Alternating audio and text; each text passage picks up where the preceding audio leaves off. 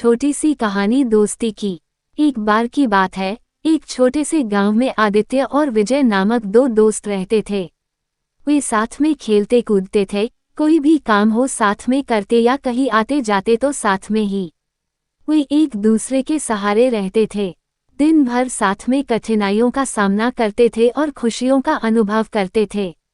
एक दिन जब वे घूमने निकले तब उन्होंने गांव के पास के जंगल में एक पुराना छोड़ा हुआ कुआं देखा।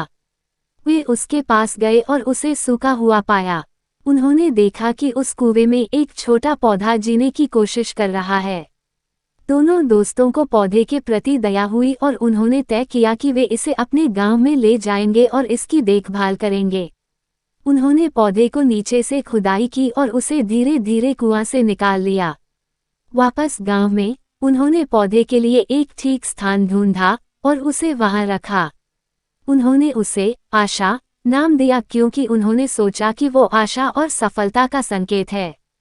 समय के साथ आदित्य और विजय अलग अलग दिशाओं में चले गए। वे अपने अपने काम में व्यस्त हो गए और उनकी दोस्ती में कमी आ गई। दूसरी तरफ आशा, जिसकी वे दोनों मिलकर देखभाल करते, वो भी अकेली हो गई और कमजोर हो गई। एक दिन जब विजय गांव के पास से गुजर रहा था, उसने देखा कि आशा बहुत कमजोर हो गई है। उसकी पत्तियां सूख रही थीं और उसका रंग बिरंगा चमक खत्म हो गया था। विजय को दुख हुआ और वह जल्दी से आदित्य को ढूंढने निकल पड़ा। उन्होंने बातचीत की और मिलकर समस्या को हल करने का निर्णय लिया। उन्होंने पौधे को पानी दिया, उसे संरक्षित स्थान में रखा और उसकी सुरक्षा के लिए सारे उपाय किए, उसे बचाने का भरपूर प्रयास किया। उन्होंने काफी वक्त बाद मिलकर बातचीत की और अपने खुशियों और दुखों को साझा किया। उनके प्रयास से आशा को फिर से जीने की शक्ति मिली। उसकी पत्तियां फिर से उज्जवल हुईं और वह फिर से विकसित होने लगी। वह एक सुंदर वृक्ष बन गई और उसकी छाया और फूल लोगों को सुख और आनंद देते थे। इस वृक्ष ने समुदाय की एकजुटता और दोस्ती की महत्वपूर्णता को याद दिलाया। आदित्य और विजय ने उस दिन एक महत्वपूर्ण सबक सीखा। उन्होंने जान लिया कि सच्ची दोस्ती विश्वास और सहयोग की जड़ों से जुड़ी होती है। उन्होंने वचन दिया कि वे एक दूसरे का साथ कभी नहीं छोड़ेंगे और उनकी दोस्ती को हमेशा महत्व देंगे।